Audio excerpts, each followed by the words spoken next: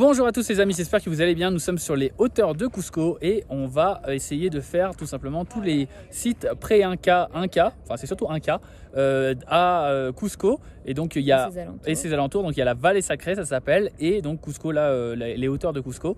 Donc en gros il y a plusieurs types de billets. Il y a un billet à la journée à 70 soles par personne qui vous permet de faire 4 sites dans les hauteurs de Cusco. Mais par contre, il va falloir vous lever hyper tôt parce que, en gros, le ticket, il est valable qu'une journée. Donc, faire 4 sites en une journée, faut y aller quand même. Je pense que c'est...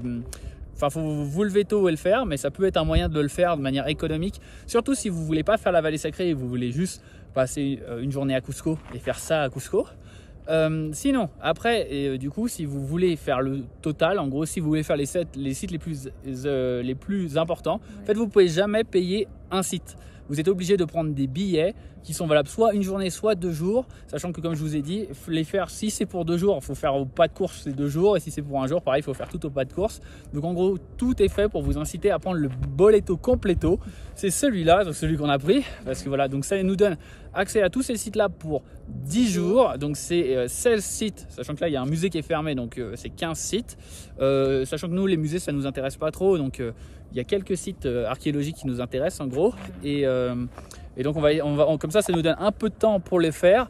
Le prix, c'est 130 soles par personne. Ce qui représente, donc si on fait donc pour 2 personnes, ça fait 260, et 300 soles, ça fait 100 €. Donc on va dire 45 € à peu près par personne ce ticket.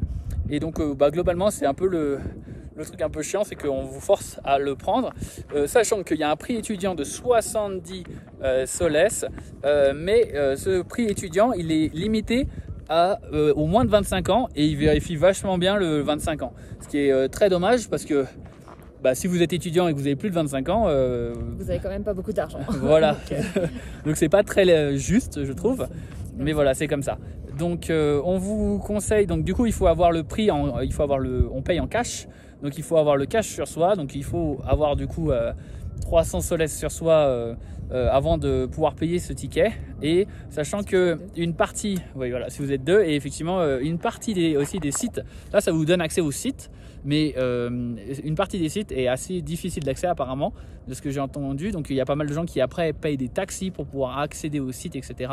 Donc voilà, ça peut être une note assez salée. Nous on va faire ça on s'est donné une semaine pour faire l'ensemble de les sites les plus intéressants du boleto completo. Voilà, et on vous fera un point sur ce qu'on a pensé, si ça valait le coup et tout ça. En tout cas, j'espère que ça vous aidera à... Ouais. Juste une précision, pour ceux qui se demandent, ceux à la journée ou de 2 jours, il n'y a pas de réduction étudiant. Donc au minimum, vous payerez 70 soles. Donc si vous êtes étudiant, prenez forcément le billet completo. Exactement. Et puis étudiant de moins 25 ans. Voilà, et c'est très important. Et évidemment, si vous êtes locaux, ou si vous êtes locaux, vous payez quasi rien. Et si vous êtes de Lima, vous payez... Ça, c'est un truc un peu bâtard quand même, parce que même si t'es du pays, et tu payes un peu plus cher que si parce que t'es quand même pas du coin, tu vois. On t'aime pas vraiment, tu vois. Voilà. Bref, je vous fais des gros bisous, prenez soin de vous, bon voyage.